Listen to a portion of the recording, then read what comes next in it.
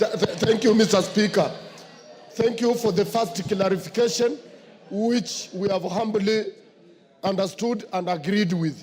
But, Mr. Speaker, you have left out the second issue about the majority leader in the House. Order, Angela. That is exactly the issue that Millie raised. That she has written to the Speaker. Yes, I've received the letter. I'll analyze it. I have given you an opportunity to speak to her point of order or any other point of order.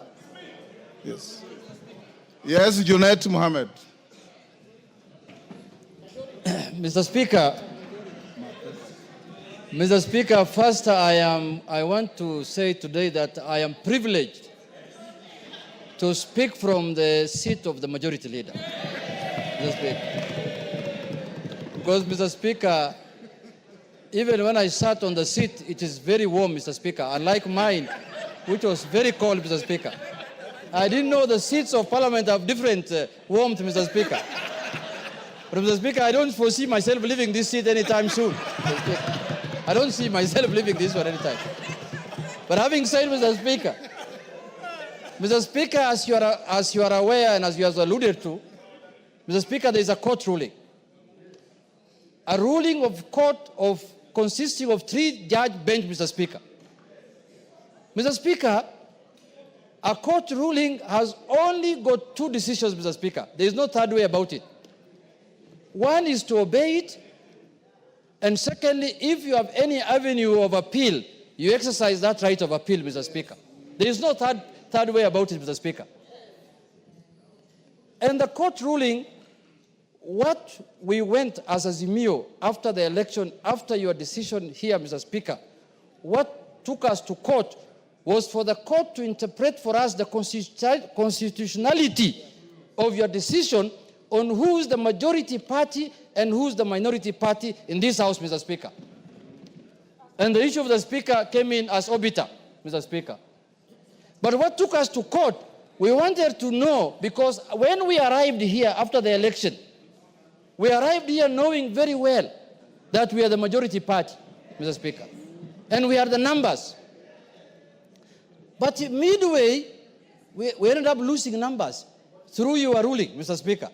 And that is what took us to court, to ascertain whether we are the majority and whether we are the minority. And luckily, the court has made its ruling, albeit late, Mr. Speaker. We expected this ruling much, much earlier than this time, Mr. Speaker. But it is better late than never. The decision arrived, and the decision has said that the Azimio party is the majority party in Parliament, Mr. Speaker. And I so happen to be the minority leader as of now, Mr. Speaker. So today afternoon, I just switched seats and I took over the role of majority leader, Mr. Speaker. And I am capable of doing that work, Mr. Speaker. I have the capacity, I have the qualifications, I have the capabilities, I have the numbers in the House, Mr. Speaker, to lead, Mr. Speaker. I have everything what it takes, Mr. Speaker, to be the majority leader of this House, Mr. Speaker. But, Mr. Speaker, the issue that we need to exercise, to analyze, Mr. Speaker, is that, Mr. Speaker, I want to say this. Mr. Speaker, court rulings are very important, Mr. Speaker. You remember after the election, we disputed the result of the election. We ended up filing a court case in the Supreme Court. The Supreme Court pronounced itself that we did not win the election, and the other party won the election, and we abided by it, and we respected the court ruling, Mr. Speaker. This court ruling also must be respected, Mr. Speaker. Because it's not like any other court ruling, Mr. Speaker. It's a ruling of the Court of the Republic of Kenya, Mr. Speaker. Mr. Speaker, this ruling cannot be taken jokingly, Mr. Speaker. When I went through it last evening, Mr. Speaker, these judges are raising very serious fundamental issues. They are raising issues relating to violation of the Constitution, Mr. Speaker. And you remember we impeached someone here because he violated the Constitution, Mr. Speaker. Mr. Speaker, if this matter is not addressed, we are going to have a constitutional crisis in this country, Mr. Speaker. So for that reason, Mr. Speaker, jurisdictions all over the world and democracies all over the world, that we borrowed from, even this presidential system that we are running today, that is running in this country, Mr. Speaker. In the United States, there are times when the executive is from the Republican Party and the House is ruled by the Democratic Party, and life goes on. It doesn't matter that we are going to oppose everything that the government wants to do. If government brings here bills and policies that are of benefit to the country, we will support it, Mr. Speaker. And as you know now, many things have gone under the bridge. There is this animal called also broad-based, Mr. Speaker. We want to broaden, deepen, and tighten this relationship, Mr. Speaker. If I may borrow your words, we want to broaden it, deepen it, and tighten it, Mr. Speaker, so that we can have a country that is cohesive, Mr. Speaker. Mr. Speaker, there is no way we are going to have this animal in place, and then when we want to become the majority, people look at us with suspicious eyes. How can it be, Mr. Speaker? Members of Parliament are members of Parliament.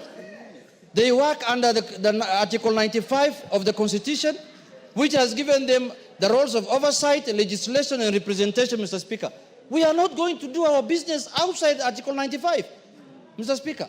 So I want to allay fears here that the majority in the House must be from the ruling party. That this ruling is giving us posterity. This is doing things for posterity, Mr. Speaker. Next election or the other election in 2032, a government might come in place where the president garners the majority votes and is elected as the president, but he will not have numbers in parliament. His numbers might be few in parliament and it becomes a minority. So this is now the trend we are setting, that parliament is independent, judiciary is independent, executive is independent. We have no problem with the executive to do their work, and we know the President of the Republic of Kenya as of today is Honorable William Samoei Ruto, Mr. Speaker. There is no doubt about that. So there should be no ambiguity and doubt that the majority leader in the National Assembly is Honorable Juliet Mohammed, the Member of Parliament for Sunai, Mr. Speaker. Mr. Speaker. And I am going to serve the country diligently, Mr. Speaker, without any fear and favor, Mr. Speaker. I am a seasoned politician. I am serving my third term in Parliament, Mr. Speaker. I know how Parliament operates. I know how Parliament does its work. And I understand how bills are done in this Parliament, Mr. Speaker. I have gained